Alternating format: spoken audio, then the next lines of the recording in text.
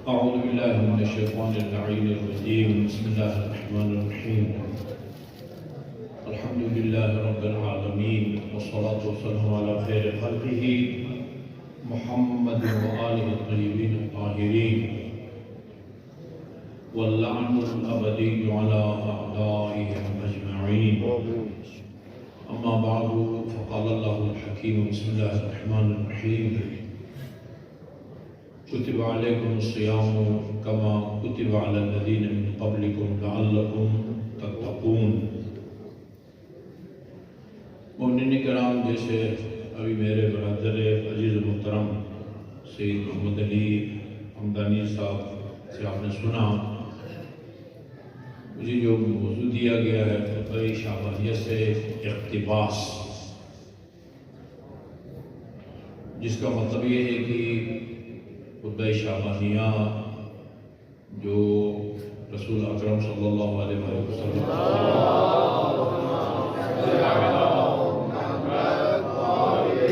ہر سال شعبان کے آخر میں اس خطبے کو پڑھا کرتے تھے. بعض خطبے اس نوعیت کے ہیں کہ کثرت سے ان خطبوں کو ائمہ معصومین دہراتے تھے. بہار الانوار کی جلد نمبر 6 میں ایک خطبہ ہے، مختصر سا خطبہ ہے امام زین العابدین علیہ السلام کا، اور وہ راوی کہتے ہیں کہ آپ مسجد النبی میں ہر جمعہ کو یہ خطبہ دیا کرتے تھے. ہر جمعہ کو اس کو دہراتے تھے، اور اس کثرت سے آپ نے اس خطبے کو دہرایا. لوگوں نے اپنے اپنی یادداشتوں میں اس کو نوٹ کیا، لوگوں کو زبانی یاد ہو گیا.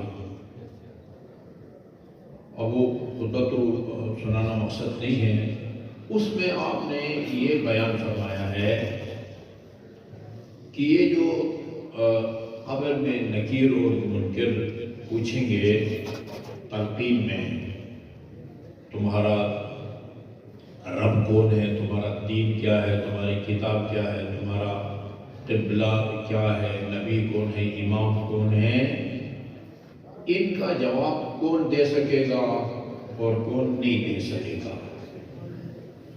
ایسا نہیں ہے کہ جس نے بھی اس دنیا میں رٹا ہو اللہ رب ہے، اسلام دین ہے، قرآن میری کتاب ہے، وہ میرا قبلہ ہے، حضرت محمد مصطفیٰ صلی اللہ علیہ وسلم میرا نبی ہے، اور امیر المؤمنین سے لے کر امام زمان تک ہر امام کا نام ولدیت کے ساتھ جس نے بھی رٹا ہوگا وہ نکیر المنکر کے سوالات کا جواب دے پائے گا. ایسا نہیں ہے. 5 چیزوں کو بیان کیا آپ نے. فَإِن كُنْتَ مُؤْمِنًا، ایک، اگر تم مومن ہے. نمبر 2، تقیہ. تقی کا مطلب یہ نہیں کہ تمہارا نام محمد تقی ہو. متقی ہے. متبعا للصادقین، یہ بہت بڑا مارکۃ الآراء جو ہے نا وہ صفت ہے. متبعا للصادقین، صادقین سے مراد ائمہ اہل بیت علیہ السلام ہے. تو مومن بھی ہے، متقی بھی ہے، صادقین کا پیروکار بھی ہے. اور اہل بیت کی ولایت کا اقرار، دشمنوں سے لا تعلق. 5 صفتیں اگر تیرے اندر موجود ہیں تو پھر فرشتے تیرے استقبال کے لیے آئیں گے اور تجھے جنت کی بشارت دیں گے. یہ خطبہ شعبانیہ رسول خدا ہر سال تقریباً پڑھتے تھے، اس کو سناتے تھے. میں نے اس کو ایک دفعہ پڑھا اقتباس کے لیے، نا کہ اس میں سے کس ٹکڑے کو میں آج کی گفتگو کا موضوع بناؤں. نا میں کسی ایک ٹکڑے کو دوسرے پر ترجیح نہیں دے سکا. ہر ٹکڑا، ہر فرمان آپ کا اپنی جگہ اہمیت کا حامل ہے. اس لیے میں نے سوچا میں تقریباً ہر ماہ مبارک سے پہلے شعبان کا جو آخری جمعہ ہے اس میں مکمل خطبہ، جتنے وقت کے دامن میں گنجائش ہوتی ہے کم از کم مکمل خطبہ اپنے نمازیوں کو میں سناتا ہوں. تو میں نے یہی فیصلہ کیا ہے کہ یہ مکمل خطبہ آپ کو سناؤں، اور ایک آدھ ٹکڑا اگر میں سمجھوں گا کہ اس پر تھوڑی سی زیادہ گفتگو ہونی چاہیے تو شاید کر لوں. اور ابھی آدھا اوقات آقا صاحب نے فرمائش بھی کی ہے کہ بہت سارے مومنین کی خواہش بھی ہے، ہم سب کی خواہش ہے اور ہونی چاہیے کہ یعنی گفتگو کے اختتام پر مسائل کی بھی چند جملے جو ہے نا وہ بیان ہونی چاہیے. آپ نے فرمایا ایھا الناس انہ قد اقبل علیکم شہر اللہ بالبرکت والرحمت والمغفرہ. یہ عجیب ہے، یعنی میں نے اس دوران جب سے مجھے بتایا گیا کہ خطبہ شعبانیہ ہے، میں نے کافی کتابیں، کئی لوگوں نے خطبہ شعبانیہ کے بارے میں مقالے لکھے ہیں. نجف کے ایک عالم دین ہیں، ان کی تو تقریباً ان کو مقالہ یا کتابچہ نہیں کہنا چاہیے، کتاب لکھی ہے باقاعدہ خطبہ شعبانیہ کی شرح میں. ظاہر ہے اس کے اندر لفظ رحمت آیا ہوا ہے. رمضان کا مہینہ اپنے ساتھ تمہارے لیے رحمتوں کو، مغفرتوں کو اور برکتوں کو لے کے آیا ہے. رحمت کی وضاحت ہونی چاہیے، مغفرت کی وضاحت ہونی چاہیے، برکت کی وضاحت ہونی چاہیے، جس کے لیے ہمارے پاس ٹائم نہیں ہے. اتنا سربستہ عرض کروں، یہ بعض الفاظ اردو زبان میں بھی رائج ہیں. برکت، اللہ تعالیٰ برکت دے.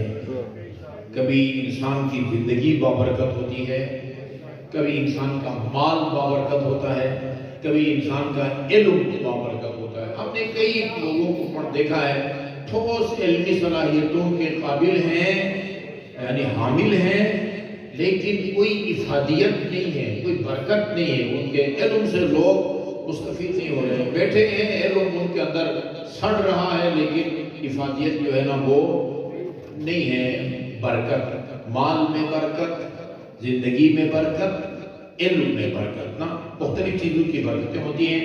یہ مہینہ آگے کچھ نمونے خود رسول خدا نے فرمایا ہے یہ کس طرح بابرکت مہینہ ہے.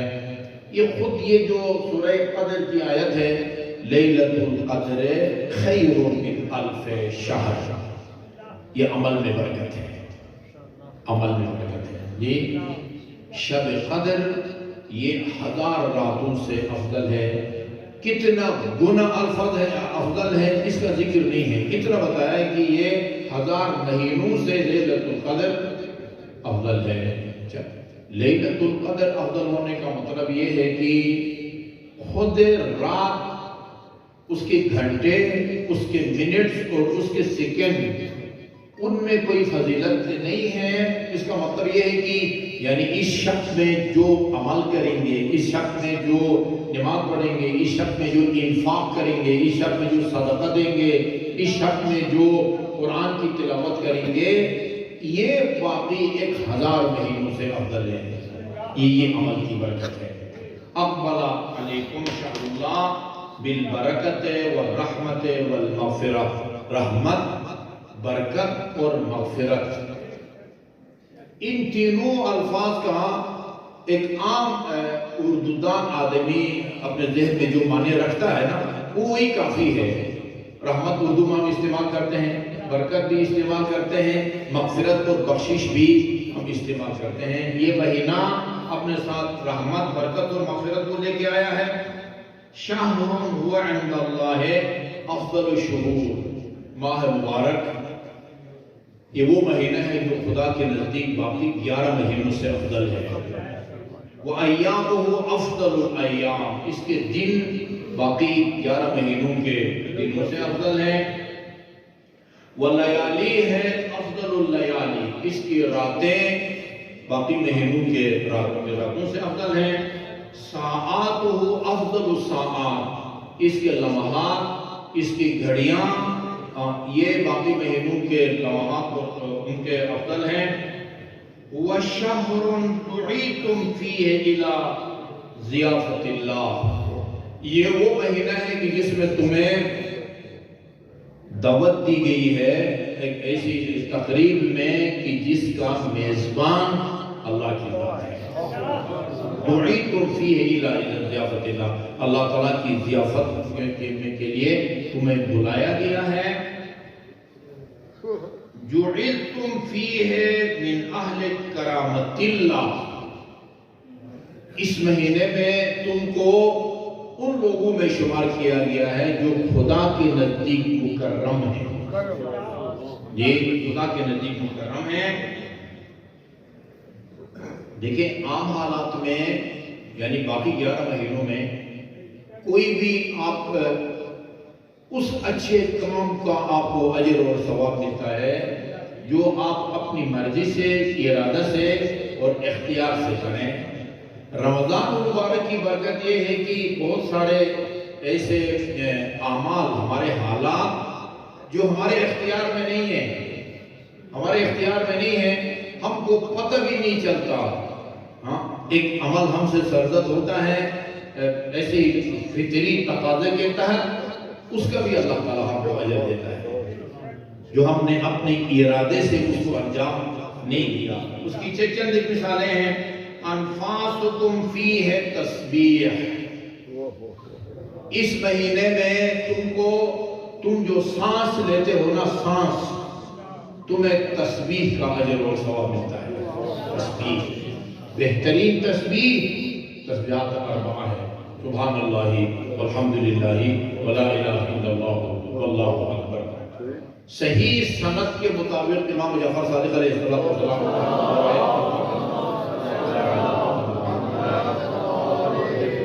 روایت خاصہ طولانی ہے. یہ معراج میں آن حضرت کے مشاہدات میں سے شامل ہے. یہ معراج میں آپ نے وہ دیکھا کہ وہ کچھ فرشتے مکان کی تعمیر میں مصروف ہیں جس میں سونا اور چاندی کی اینٹیں اس کی تعمیر یا دیواروں کی چنائی میں استعمال ہو رہی تھی. الفاظ روایت کے یہ ہیں: لبنۃ من ذہب و لبنۃ من فضہ، ایک اینٹ سونے کی، ایک چاندی کی. مگر یہ کام کرتے کرتے فرشتے رک جاتے تھے، وقفہ ہوتا تھا، کام وقفہ. آپ نے پوچھا کہ یہ مکان یہ کس لیے تعمیر ہو رہا ہے؟ کسی کا ذاتی مکان ہے، مسجد ہے، امام بارگاہ ہے، ہسپتال ہے، ہاں آسمان والوں کے لیے کیا ہے؟ کہا کہ یہ جو دنیا میں مومنین ہے نا، یہ ڈوڈیال جو مظہر ایمان میں جو آئے ہوئے ہیں، یہ ان کی رہائش کی جگہ جو ہے نا وہ زیر تعمیر ہے. اچھا یہ فرشتے کام کیوں روکتے ہیں؟ ان کے کام میں تسلسل کیوں نہیں ہے؟ وقفہ برائے نماز و طعام یہ تو ہمارے ہاں ہوتا ہے. کہا اس کی وجہ یہ ہے کہ یہ جو آپ کو سونا اور چاندی کی اینٹیں نظر آتی ہیں جو اس محل کی تعمیر میں استعمال ہو رہی ہیں، وہ دنیا میں زندہ مومن کا ایک ذکر ہے جو سونا اور چاندی کی اینٹوں میں تبدیل ہو کے یہاں پہنچتا ہے. جب تک مومن اس ذکر کو اپنی زبان پر جاری رکھتا ہے، وہ سونے کی اور چاندی کی اینٹیں بنتی جاتی ہیں اور یہ پہنچائی جاتی ہیں. اچھا کہاں یہ میری اور آپ کی آواز سونا اور چاندی کی اینٹوں میں تبدیل ہوتی ہے اور کس ذریعے سے ادھر آپ کے نام پر پلاٹ میں پہنچائی جاتی ہیں، جو خدا جانتا ہے. اچھا جب تک وہ ذکر جاری رکھتا ہے یہ مٹیریل یہاں پہنچتا رہتا ہے، اور جب یہ اپنے ذکر کو روک لیتا ہے، اینٹیں نہیں بنتی، یہاں نہیں پہنچتی، پھر یہ اپنا کام روکنے پر مجبور ہو جاتے ہیں. آپ نے پوچھا کون سا ذکر ہے؟ میرا خیال میں ہاں یہ دونوں بچے میں سے کسی ایک سے پوچھ لیتا ہوں. تو بیٹا آپ کو کیا نام ہے جو آپ پڑھتے ہیں؟ تو تیسری رکعت میں کیا پڑھتے ہو؟ یہ دیکھیں درود بھیجیے محمد والوں. سبحان اللہ والحمدللہ. یہ دیکھو دو بچے میرے خیال میں ہم تقریباً ہم عمری ہیں. میرے جو جس کو میں چھوٹا سا بچتا تھا اس نے تسبیحات اربعہ سنا دیا. آپ سب کو زبان یاد ہے. سبحان اللہ. میں اکثر عرض کرتا ہوں مجالس میں بھی نا، اس ذکر کو آپ صرف نماز مغرب کے آخری رکعت یا ظہرین اور عشاء کی تیسری اور چوتھی رکعت تک اس کو محدود نہ رکھیں. جب بھی آپ کی زبان فارغ ہو، آپ کی زبان پر سبحان اللہ والحمدللہ ولا الہ الا اللہ واللہ اکبر۔ بہترین تسبیحات اربعہ ہے۔ مکہ میں حجاج کرام مجھ سے پوچھتے ہیں صاحب یہ مکہ میں قیام کے دوران کون سا ذکر کریں؟ بہترین ذکر میں دو ذکر کا مشورہ دیتا ہوں، ایک تسبیحات اربعہ اور ایک محمد و آل محمد پر صلوات۔ یہ دیکھیں انفاسکم فیہ تسبیح، سانس آپ اپنے ارادہ اور اختیار سے نہیں لیتے، آپ سانس یعنی بیداری میں بھی لیتے ہیں، نیند کی حالت میں بھی لیتے ہیں۔ بیداری میں جو سانس لیتے ہیں وہ بھی آپ اپنے ارادہ اور اختیار سے سانس لینے کی ارادہ سے نہیں لیتے، وہ خود بخود جو ہے وہ ایک گیس نکلتی ہے، ایک گیس جو ہے نا وہ بدن کے اندر وہ داخل ہوتی ہے، وہ نیند میں تو پتہ ہی نہیں چلتا۔ جی یہ سانس جو بغیر اختیار کے آپ لیتے رہتے ہیں، اس کے نتیجے میں آپ کو تسبیحات اربعہ کا اجر اور ثواب ملتا ہے۔ اس سے بڑھ کے اور جو ہے نا برکت کیا ہو سکتی ہے؟ ہاں عمل تسبیح نومکم فیہ عبادہ، یہ تو ہضم کرنا بہت مشکل ہے، بس مخبر صادق نے کہہ دیا جو وحی کے بغیر بولتا نہیں ہے، ورنہ اس طرح جو ہے نا وہ ہضم کرنا بھی۔ اچھا تم سوتے ہو اپنی عمر اور صحت کے مطابق 2 گھنٹے 8 گھنٹے 10 گھنٹے، یہ تم جب سوتے ہو نا تمہارے سونے کا تم کو عبادت کا اجر دیا جاتا ہے۔ نومکم فیہ عبادہ عملکم فیہ مقبول، تمہارا عمل رمضان مبارک میں خدا کی بارگاہ میں مقبول ہے۔ میں مختلف مناسبتوں سے عرض کر چکا ہوں کہ صحیح عبادت اور قبول عبادت میں کیا فرق ہے۔ ہر عبادت جو آپ صحیح انجام دیتے ہیں ضروری نہیں ہے کہ وہ خدا کی بارگاہ میں قبول بھی ہو، ہر قبول عبادت صحیح ہے، مگر ضروری نہیں ہے کہ ہر صحیح عبادت قبول بھی ہو، نہیں۔ اسی لیے جملہ عرض کروں، رسول خدا نے فرمایا ہے جو میرے نواسے کی قبر کی زیارت کرے گا عارفا بحقہ، بشرطی کہ اس کے دل میں حسین کی معرفت ہو، اللہ تعالیٰ اس کو ایسے 90 مقبول حج اور عمروں کا ثواب عطا فرماتا ہے جو میں رسول کی قیادت میں انجام دی۔ مقبول یہ عمل کا قبول ہونا بہت بڑا اعزاز ہے۔ اس لیے اس رمضان مبارک کی خصوصیت ہے کہ اس میں جو اعمال تم انجام دیتے ہو خدا کے بارگاہ میں قبول ہے، یعنی اختصار کے ساتھ عرض کر رہا ہوں فرض ادا ہونے کے علاوہ مقررہ ثواب بھی آپ کو ملتا ہو جس عمل کے نتیجے میں، اس کو قبول کہتے ہیں۔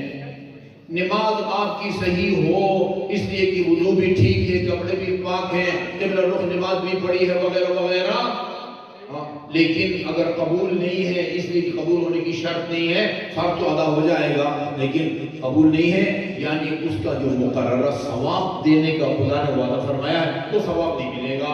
اور قبول کا مطلب یہ ہے کہ فرض بھی ادا ہو گیا اور خدا کی بارگاہ میں قبول بھی ہے، اس کا اللہ تعالیٰ اپنے وعدے کے مطابق اجر بھی عطا فرمائے گا۔ دعاؤکم فیہ مستجاب، رمضان المبارک میں جو دعائیں تم مانگتے ہو وہ خدا کی بارگاہ میں قبول ہوتی ہیں۔ فاسألوا اللہ ربکم، ترجیحات دیکھیں جی، ترجیحات میں اکثر کہتا ہوں جب ہم حج پہ جاتے ہیں نا تو درجنوں مومنین دعاؤں کی درخواست کرتے ہیں۔ میں نے میرے خیال میں پورے کئی سالوں میں ایک آدھ مومن سے یہ سنا ہے کہ ہماری جو ہے نا دعا کریں کہ ہماری عاقبت بخیر ہو، نہیں، کوئی بھی اس طرح کی دعا کی درخواست نہیں کرتا۔ بیٹا بیمار ہے، نوکری نہیں ہے، شادی نہیں ہو رہی ہے، وہ نہیں ہو رہا، سب دنیا اور دنیا کے لوازمات کے بارے میں۔ یہاں دیکھیں یہ اس مہینے میں چونکہ اللہ تعالیٰ تمہاری دعا کو قبول فرماتا ہے، لہذا یعنی سچی نیت اور پاکیزہ دلوں کے ساتھ سچی نیت اور پاکیزت دلوں کے ساتھ یہ دعا کرو کہ اللہ تعالیٰ تمہیں رمضان المبارک کے پورے روزے رکھنے کی توفیق عطا فرمائے۔ ترجیحات دیکھیں رسول اکرم کی نا، فَاسْأَلُوا اللَّهَ، کیونکہ اس مہینے میں دعائیں قبول ہوتی ہیں۔ فَاسْأَلُوا اللَّهَ رَبَّكُمْ، اپنے رب کی بارگاہ میں دعا کرو بِنِيَّاتٍ صَادِقَةٍ، سچی نیت کے ساتھ، وَقُلُوبٍ طَاهِرَةٍ، اور پاکیزہ دلوں کے ساتھ، أَن يُوَفِّقَكُمْ لِصِيَامِهِ، کہ اللہ تعالیٰ تمہیں اس مہینے کے روزے رکھنے کی توفیق عطا فرمائے، اور وَتِلَاوَةِ كِتَابِهِ، اور یہ دعا کرو کہ رمضان مبارک میں زیادہ سے زیادہ قرآن کی تلاوت کی اللہ تعالیٰ آپ کو توفیق دے، اس لیے کہ فَإِنَّ الشَّقِيَّ مَنْ حُرِمَ غُفْرَانَ اللَّهِ فِي هَذَا الشَّهْرِ الْعَظِيمِ، وہ شخص بڑا بدنصیب اور بدبخت ہوگا کہ رمضان المبارک گزر جائے، ختم ہو جائے، لیکن وہ اپنے گناہ نہ بخشوا سکے۔ کہتے ہیں کہ جو آدمی رمضان مبارک میں اپنا گناہ نہ بخشوا سکے، وہ باقی 11 مہینوں میں بھی نہیں بخشوا سکے گا۔ ہاں، اگر اس سال میدان 9 ذی الحج کو میدان عرفات میں اگر حاضری نصیب ہو، پھر میدان عرفات میں وہ گناہ بھی بخشے جاتے ہیں جو رمضان مبارک میں ہم نہیں بخشوا سکے۔ دعا کریں اللہ تعالیٰ تمام مومنین مومنات کو بیت اللہ کا حج نصیب فرمائے۔ دوسرا مومنین جنہوں نے اس سال کو اقدام کیا ہے، زیادہ سے زیادہ مومنین کا نام قرآن مجید میں نکل آئے اور یہ شہادت حاصل کر سکیں۔ ایھا الناس ان ابواب الجنان فی ھذا الشہر مفتحہ، اس مہینے میں جنت کے دروازے کھول دیے جاتے ہیں۔ فَاسْأَلُوا اللَّهَ رَبَّكُمْ، ہاں اپنے رب اللہ سے یہ دعا کرو، اللہ یغلقها علیکم، جنت کے دروازے جو تمہارے کھول دیے گئے ہیں وہ پھر سے بند نہ ہوں، وہ ابواب النیران مغلقہ یا مغلقہ، جہنم کے دروازے بند کر دیے جاتے ہیں۔ فَاسْأَلُوا اللَّهَ رَبَّكُمْ اللہ یفتحها علیکم، دعا کرو کہ یہ رمضان مبارک میں جہنم کے دروازے جو بند کر دیے گئے ہیں وہ شوال میں یا مثلا دیقات میں دوبارہ کھولے نہ جائیں۔ وَالشَّيَاطِينُ مَغْلُولَةٌ، شیاطین کو بیڑیاں پہنائی جاتی ہیں رمضان مبارک میں۔ فَاسْأَلُوا اللَّهَ رَبَّكُمْ اللہ یسلطها علیکم، دعا کرو اپنے رب کی بارگاہ میں کہ پھر سے رمضان مبارک کے گزر جانے کے بعد یہ شیاطین تم پر مسلط نہ ہو۔ ایھا الناس، یہ دیکھیے ابھی کچھ آداب زندگی۔ ایھا الناس من حسن منکم فی ھذا الشہر خلقہ کان لہ جواد علی الصراط یوم تذل فیہ الاقدام، جو آدمی رمضان مبارک میں حسن خلق کا مظاہرہ کرے، بد اخلاقی سے پرہیز کرے، وہ جسے کہتے ہیں نا برق رفتاری سے پل صراط سے گزر جائے گا، جو حسن خلق اختیار کرے۔ کسی نے پوچھا تھا امیر المومنین علیہ السلام سے، یہ ایک شیخ صدوق کی جو کتاب ہے اعتقادات صدوق، اس کے اندر جو موت کا چیپٹر ہے نا، موت، قبر، موت، میزان، قیامت، اچھا برزخ، عذاب قبر، سکرات الموت، یہ چیزیں ان کے الگ الگ باب چیپٹر بنے ہوئے ہیں۔ موت کا جو چیپٹر ہے موت کا، اس میں یہ روایت دی ہے مرحوم صدوق نے کہ امیر المومنین سے کسی نے پوچھا تھا یا امیر المومنین یہ موت ایک ناقابل انکار حقیقت ہے، کوئی راہ فرار نہیں ہے، لوگ کیوں ڈرتے ہیں موت سے؟ فرمایا اس کی وجہ یہ ہے کہ انہوں نے موت کی تیاری نہیں کی ہوتی۔ جس طالب علم نے امتحان کی تیاری کی ہوتی ہے وہ تو بڑے بےتابی سے وہ اس کا انتظار کر رہا ہوتا ہے امتحان کی تاریخ کا، اور جس نے تیاری نہیں کی ہوتی وہ دعائیں کر رہا ہوتا ہے، خدا کرے یہ ملتوی ہوں امتحانات، ابھی تیاری ہماری۔ اچھا پوچھا مل استعداد للموت، بولا موت کی تیاری کا کیا طریقہ ہے، کیا کریں جس کی وجہ سے موت کا خوف دل سے جاتا رہے؟ تین چیزیں بتائی ہیں میرے مومنین نے، تین کام کرو، تمہارے دل سے موت کا خوف کس طرح اٹھ جائے گا، جس طرح تمہارے امام کے دل سے موت کا خوف جاتا ہے۔ تین کام کرنے ہیں۔ نمبر 1 اداء الفرائض،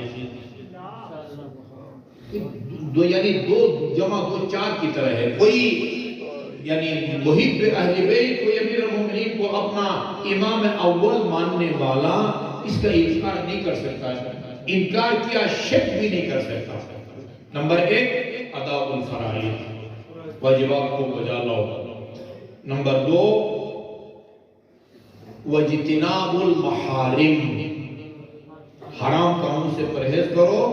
تیسری بات واکتساب المکارم، واکتساب المکارم، اخلاق حسنہ سے آراستہ ہوتا ہے۔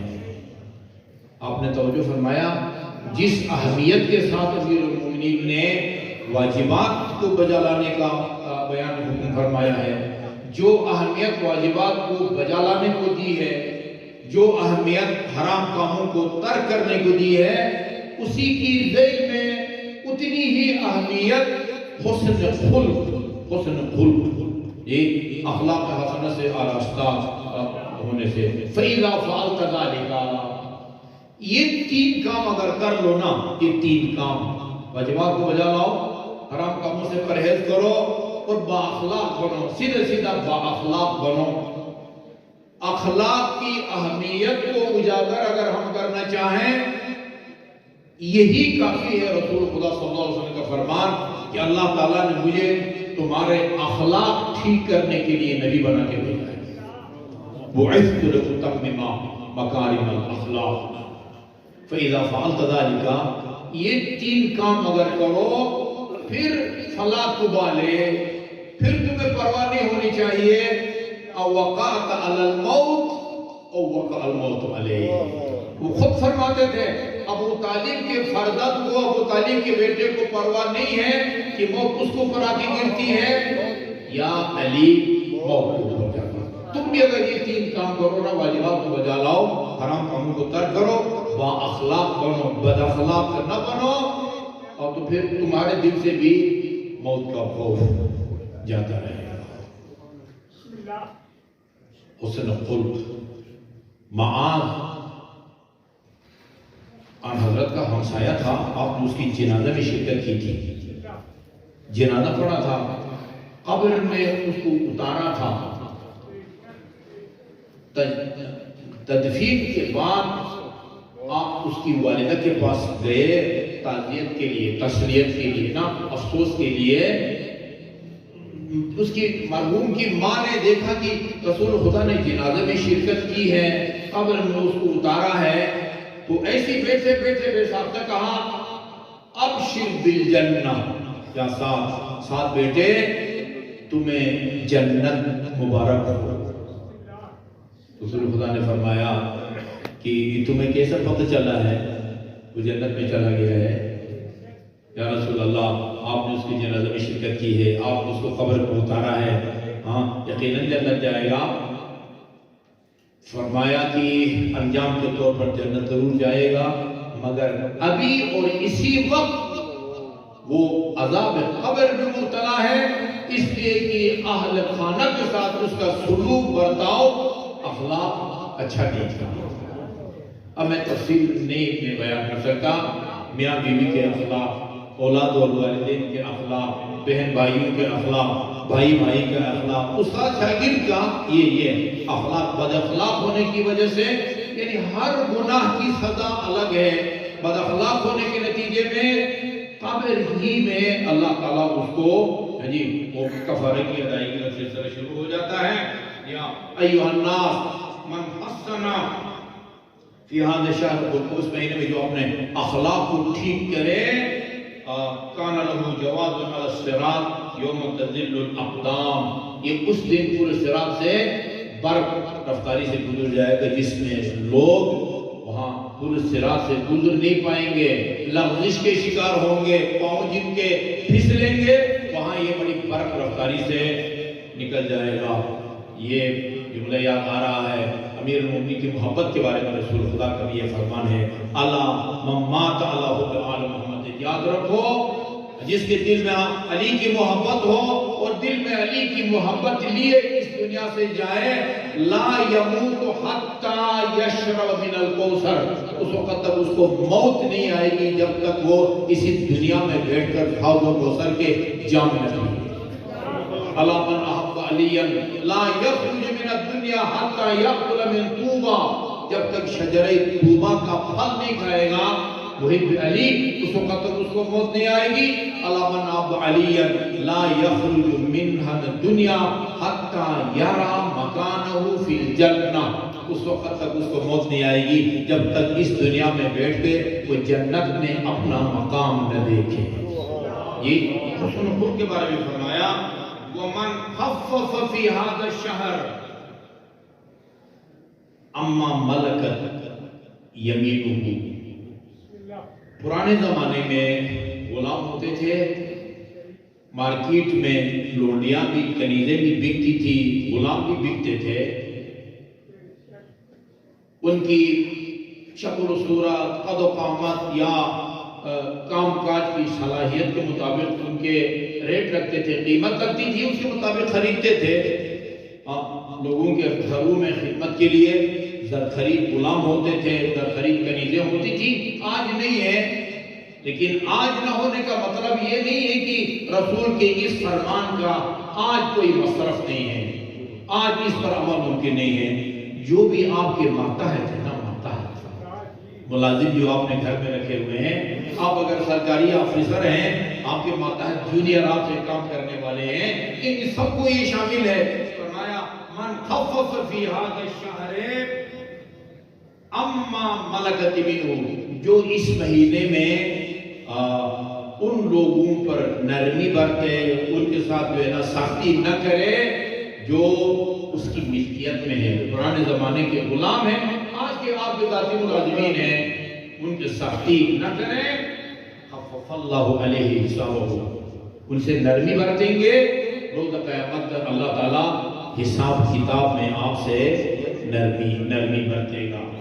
وَمَنْ كَفَّ فِيهِ شَرَّهُ کف اللہ عنہ غضب۔ اچھا، اور جو اپنے شر سے لوگوں کو محفوظ رکھے یا لوگ جس کے شر سے محفوظ رہے، یہ کف اللہ غضب یوم یلقا، انسان جب خدا کی بارگاہ میں اس کی حاضری ہوگی تو یا اللہ تعالیٰ اپنے غضب کو روک لے گا، یعنی اپنے غضب سے پیش نہیں آئے گا۔ وَمَنْ أَكْرَمَ فِيهِ يَتِيمًا، جو اس مہینے میں کسی، اچھا یہ عجیب لفظ ہے، یہ نہیں لکھا ہو جو کسی یتیم کی مدد کرے، کسی یتیم کو کھانا کھلائے، کسی یتیم کے تعلیمی اخراجات کو برداشت کرے، اس کے ساتھ پر جو ہے نا وہ دست شفقت پھیرے، یہ نہیں ہے۔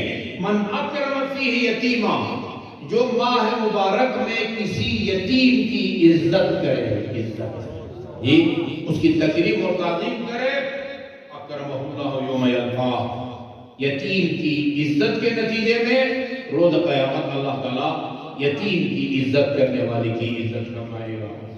وَمَنْ وَصَلَ فِيهِ رَحِمَهُ، جو آدمی رمضان مبارک میں صلہ رحم کرے، صلہ رحم۔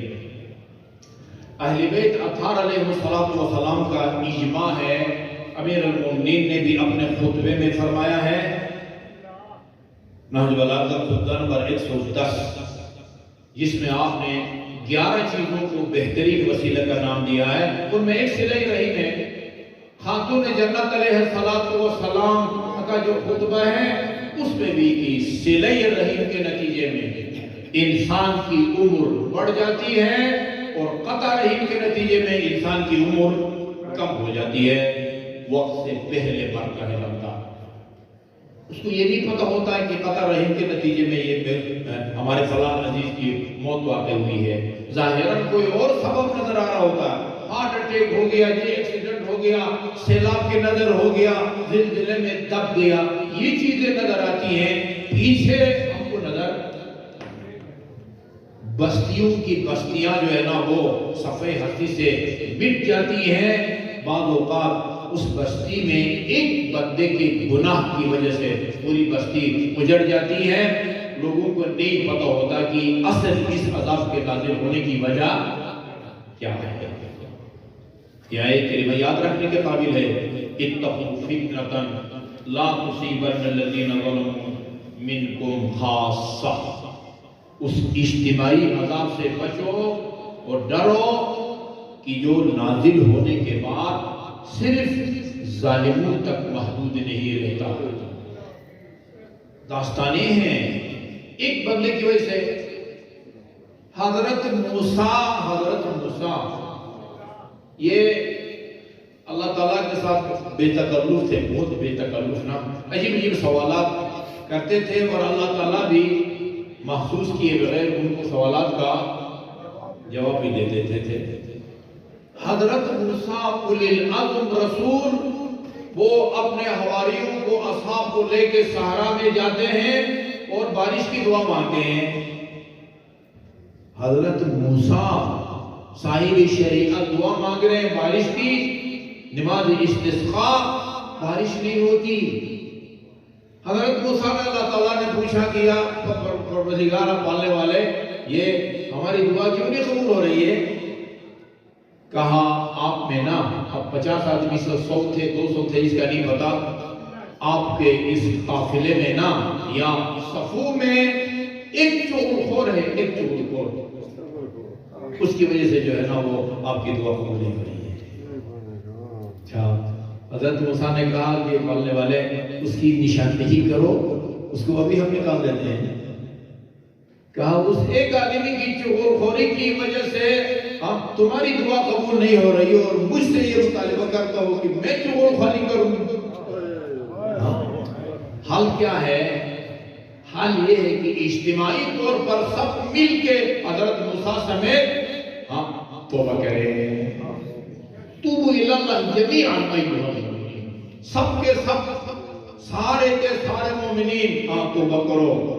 ہے نا, قرآن میں روایات میں ہے, قرآن میں جہاں بھی ایھا المؤمنین کا لفظ آیا ہوا ہے وہاں سر فہرست امیر المؤمنین علیہ السلام ہے. توبوا الی اللہ جمیعا ایھا المؤمنین, سب کے لیے توبہ کا حکم ہے.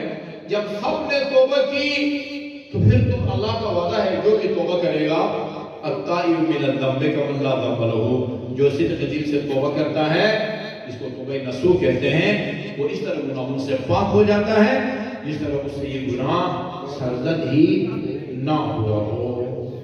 اجتماعی عذاب ہوتے ہیں. اچھا جی, صلہ رحم کے نتیجے میں عمر بڑھ جاتی ہے. ایک دن, ایک مہینہ, ایک سال نہیں. ایک آدمی کی اگر عمر وہ جو لو ہے وہ اس بات ہے نا, اس میں اس کی مقررہ عمر میں سے 3 سال ابھی باقی ہو. 3 سال کے بعد اس نے مرنا ہو, صلہ رحم کے نتیجے میں اس کی عمر بڑھا کے 33 سال کر دی جاتی ہے. 30 سال عمر انسان کو اضافی مل جاتی ہے صلہ رحم کے نتیجے میں. الٹ بھی ہے, ایک آدمی کی عمر میں ابھی 30 سال باقی ہے. 30 سال کے بعد اس نے مرنا ہے قطع رحم کے نتیجے میں, والدین سے قطع کلامی کے نتیجے میں. بریکٹ میں عرض کرتا ہوں, بعض گناہ ایسے ہوتے ہیں جن کے نتیجے میں مرنے سے پہلے انسان ایمان سے محروم ہو جاتا ہے. بہار کی جلد نمبر 5 میں یہ روایت موجود ہے. رسول خدا صلی اللہ علیہ وسلم کے ایک ہمسایہ بیمار ہو جاتا ہے, مرض الموت. وہ بیماری جو جان لیوا ثابت ہو اس کو مرض الموت کہتے ہیں. لوگوں نے کہا کہ رسول اللہ یہ آپ کا ہمسایہ, وہ اس کا آخری مرحلہ ہے, جان کنی کا مرحلہ ہے, آپ جائیں اور تو آپ کی برکت سے وہ جان کنی کا مرحلہ اس کا آسان ہوگا. آپ اس کو سرانے پہ جا کے بیٹھ گئے اور اس نے کہا قل لا الہ الا اللہ, کلمہ پڑھو. وہ نہیں پڑھ سکا.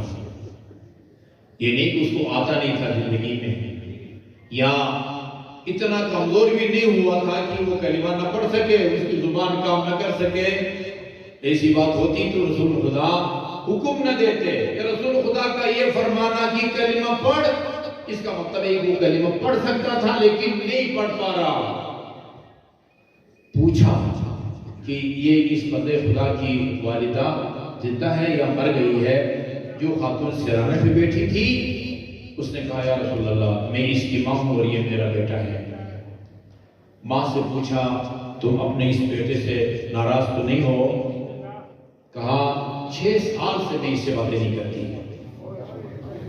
یہ وجہ ہے 6 سال ماں سے قطع کلامی کے نتیجے میں وقت آخر زبان پر کلمہ توحید جاری کرنے کی توفیق سے بندہ محروم ہو جاتا ہے۔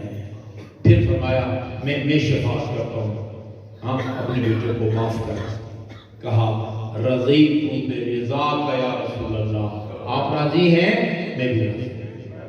ماں کو راضی کرنے کے بعد پھر کہا قل لا الہ الا اللہ، یہی جوان جو 1 منٹ پہلے جس کی زبان کام نہیں کر رہی تھی، ماں کو راضی کرنے کے بعد رسول خدا کے سامنے اس نے فصیح عربی میں کلمہ توحید زبان پر جاری کی۔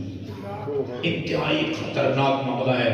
صلہ رحم سے کے نتیجے میں عمر 30 سال بڑھ جاتی ہے، قطع رحم کے نتیجے میں عمر کم ہو جاتی ہے، ایمان خراب ہو جاتا ہے۔ ایمان کہتے ہیں آنے جانے والی چیز ہے۔ اصول کافی میں ایک باب ہے کتاب المستعارین، ان لوگوں کا باب جن کا ایمان عارضی ہے، ٹیمپریری، کچھ عرصے کے لیے ہے، وہ ذرا سا جو ہے نا وہ تزلزل اضطراب کے نتیجے میں ایمان کی دولت سے بندہ ہاتھ دھو بیٹھتا ہے نا۔ کتاب المستعارین، وقت آخر انسان کا اس دنیا سے با ایمان اٹھنا یہ بہت بڑی سعادت ہے۔ اسی لیے ہم قرآن کی آیت کو دعائے قنوت میں پڑھتے ہیں نا، ربنا لا تزغ قلوبنا بعد اذ ہدیتنا وہب لنا من لدنک رحمۃ انک انت الوہاب۔ جی وصلی اللہ برحمتہ یوم یلقاہ۔ اچھا جی، اللہ تعالیٰ کی رحمت میں شامل حال ہوگی۔ ومن قطع فیہ رحمہ، جو رمضان مبارک میں قطع رحم کرے والدین کے ساتھ، بہن بھائیوں کے ساتھ، قطع اللہ عنہ رحمتہ یوم یلقاہ، روز قیامت جب خدا کی بارگاہ میں اس کی پیشی ہوگی وہ اللہ تعالیٰ کی رحمت سے محروم رہے گا۔ ومن قضى فیہ آیۃ من القرآن، جو اس مہینے میں قرآن کی ایک آیت کی تلاوت کرے۔ آپ سے اگر کوئی پوچھے کہ قرآن میں 6600 اور کچھ آیات میں سب سے مختصر آیت کون سی ہے؟ وہ سورہ الرحمن کی آیت مدھامتان، بس۔ جو رمضان مبارک میں ایک آیت کی تلاوت کرے، بسم اللہ الرحمن الرحیم، یہ ایک آیت ہے۔ ایاک نعبد و ایاک نستعین، یہ ایک آیت ہے۔ فبأي آلاء ربكما تكذبان، یہ ایک آیت ہے۔ مدھامتان، یہ ایک آیت ہے۔ جو رمضان المبارک میں ایک آیت کی تلاوت کرے، کان لہو مثل اجر من ختم قرآن فی غیرہ من الشہور، اس کو اتنا اجر ملے گا جتنا اجر باقی مہینہ میں مکمل ختم قرآن کا ملتا ہے۔ ایک آپ اندازہ لگائیے، ایک آیت سے اگر آپ کو مکمل ختم قرآن کا ثواب ملتا ہے، اگر آپ 6600 اور کچھ آیات کی تلاوت کریں۔ کئی ایسے خوش قسمت مومنین بھی ہیں جو ایک نہیں کئی دفعہ قرآن ختم کرتے ہیں، کئی دفعہ قرآن ختم کرتے ہیں۔ جی، ایک آیت بھی جب آپ تلاوت کرتے ہیں آپ کو باقی مہینے میں جتنا ثواب مکمل ختم قرآن کا ملتا ہے، رمضان المبارک میں یہ ایک آیت کی تلاوت میں آپ کو اتنا اجر ملتا ہے۔ اچھا جی، اور اس مہینے میں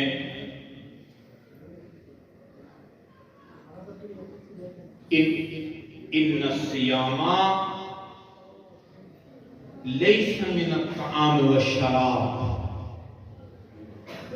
روزہ صرف کھانے پینے کی چیزوں سے پرہیز کرنے کا نام نہیں ہے۔ فَإِذَا صُمْتُمْ، جب تم روزہ رکھو رمضان مبارک میں، فَاحْفَظُوا أَلْسِنَتَكُمْ مِنَ الْكِذِبِ، اپنی زبان کو جھوٹ بولنے سے بچاؤ۔ رمضان مبارک میں جو جھوٹ بولتا ہے، اگر اس کا جھوٹ خدا اور رسول کی طرف کسی روایت کو غلط منسوخ کرنے کی صورت میں ہو، پھر تو گناہگار ہونے کے علاوہ روزہ بھی باطل ہو جاتا ہے۔ رمضان مبارک میں اہل منبر کو بہت زیادہ احتیاط کرنی چاہیے۔ امام جعفر صادق علیہ السلام نے فرمایا، اور جب کہ وہ امام جعفر صادق کا فرمان نہ ہو، بندے کا روزہ باطل ہو جاتا ہے۔ جی ہاں، تمہاری زبانوں کو بھی روز ہونا چاہیے۔ غضوا ابصارکم عما حرم اللہ، اپنی نگاہوں کو اس کی طرف یا ان چہروں یا جسم کے ان حصوں کو دیکھنے سے اپنی نگاہوں کو بچاؤ جن کو اللہ تعالیٰ نے حرام قرار دیا ہے، نامحرم کی طرف دیکھنے سے منع فرمایا ہے۔ حدیث ہے رسول خدا کی، النظر سحب مسموم من سہام الشیطان، آلودہ نگاہ شیطان کے زہر آلود تیروں میں سے ایک تیر ہے۔ زہر کے نتیجے میں انسان جسمانی مادی طور پر موت کا شکار ہو جاتا ہے، مادی اعتبار سے وہ اس کا حرکت قلب اور گردش خون بند ہو جاتا ہے، اور اگر آلودہ نگاہ وہ قاتل ہے، لیکن روحانی زندگی کا اس سے خاتمہ ہوتا ہے۔ یا غضوا ابصارکم عما ولا تنازعوا، لڑائی جھگڑے سے بھی پرہیز کرو، حسد سے بھی پرہیز کرو۔ ولا تغتابوا، رمضان مبارک میں غیبت سے بھی پرہیز کرو۔ جلدی بتاؤں کہ غیبت کہتے کسے ہیں۔ غیبت کا مطلب ذکرک اخاک بما اذا سمعه استکرہہ۔ غیبت کا مطلب یہ ہوتا ہے اپنے برادر مومن کے بارے میں وہ بات کرو کہ اگر وہ اس کو سن لے تو اس کو ناگوار گزرے۔ جی غیبت سے بھی بچو، اچھا جی گالی گلوچ سے بھی بچو، ظلم نہ کرو، لڑائی جھگڑا بدگمانی سے بھی، چغل خوری سے بھی۔ آخرت ہم وقت تمہارے پیش نظر ہونی چاہیے۔ اور ایک اور عمل جس کی بہت زیادہ ماہ مبارک میں تاکید کی گئی ہے، پورے سال میں اس کی تاکید کی گئی ہے، لیکن رمضان مبارک میں بہت زیادہ تاکید کی گئی ہے، اور وہ مستحق اور نادار لوگوں کو صدقہ دینا۔